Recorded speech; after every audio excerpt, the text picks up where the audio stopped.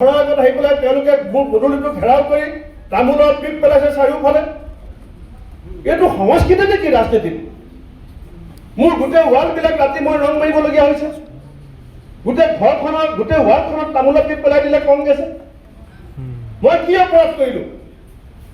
মোৰ অপৰাধ যে এজন গণ হত্যাকাৰী গণৰ কলংকিত ৰকিব লোচনৰ বিৰুদ্ধে প্ৰতিবাদ কৰিব ওলাইছে। মোৰ অসম মাতৃৰ গৌৰৱ, অসমৰ গৌৰৱ গণ হত্যাকাৰী হাতত ধৰি ৰাজনীতি নকৰোঁ বুলি মই কংগ্ৰেছ দলৰ পৰা ওলাই আহিছোঁ। এইটো মোৰ অপৰাধ।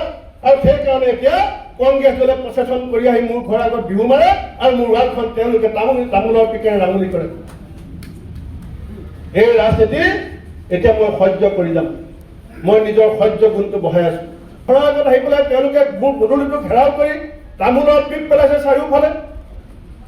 এইটো সংস্কৃতি নেকি ৰাজনীতিত?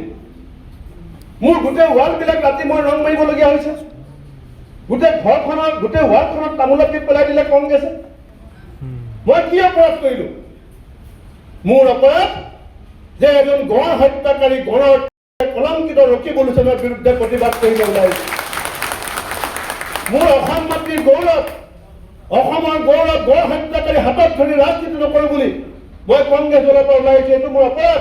আৰু সেইকাৰণে এতিয়া কংগ্ৰেছ দলে প্ৰচেচন কৰি আহি মোৰ ঘৰৰ আগত বিহু মাৰে আৰু মোৰ ৱালখন তেওঁলোকে তামোলৰ পিকেৰে ৰাঙলী কৰে। এই ৰাজনীতি এতিয়া মই সহ্য কৰি যাম। মই নিজৰ সহ্য গুণটো বঢ়াই আছো। ঘৰৰ আগত আহি পেলাই তেওঁলোকে মোৰ পদূলিটো ঘেৰাও কৰি তামোলৰ পিক পেলাইছে চাৰিওফালে। এইটো সংস্কৃতি নেকি ৰাজনীতিত?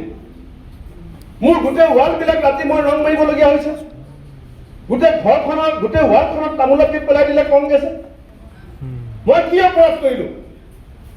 মোৰ অপৰাধ যে এজন গণ হত্যাকাৰী গণৰ কলংকিত ৰকিব লোচনৰ বিৰুদ্ধে প্ৰতিবাদ কৰিব ওলাইছে।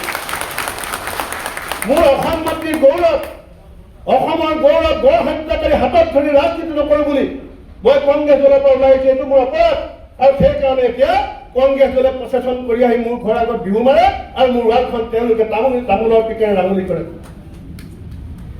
এই ৰাজনীতি এতিয়া মই সহ্য কৰি যাম। মই নিজৰ সহ্য গুণটো বঢ়াই আছো। ঘৰৰ আগত আহি পেলাই তেওঁলোকে মোৰ পদূলিটো ঘেৰাও কৰি তামোলৰ পিক পেলাইছে চাৰিওফালে। এইটো সংস্কৃতি নেকি ৰাজনীতিত? মোৰ গোটেই ৱালবিলাক ৰাতি মই ৰং মাৰিবলগীয়া হৈছে। গোটেই ঘৰখনত গোটেই ৱালখনত তামোলৰ পিক পেলাই দিলে কংগ্ৰেছে। মই কি অপৰাধ কৰিলো? মোৰ অপৰাধ যে এজন গণ হত্যাকাৰী গণৰ কলংকিত ৰকিব লোচনৰ বিৰুদ্ধে প্ৰতিবাদ কৰিব ওলাইছে।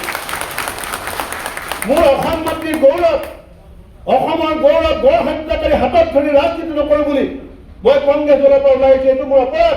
আৰু সেইকাৰণে এতিয়া কংগ্ৰেছ দলে প্ৰচেচন কৰি আহি মোৰ ঘৰৰ আগত বিহু মাৰে আৰু মোৰ ৱালখন তেওঁলোকে তামোলৰ পিকেৰে ৰাঙলী কৰে। এই ৰাজনীতি এতিয়া মই সহ্য কৰি যাম। মই নিজৰ সহ্য গুণটো বঢ়াই আছো।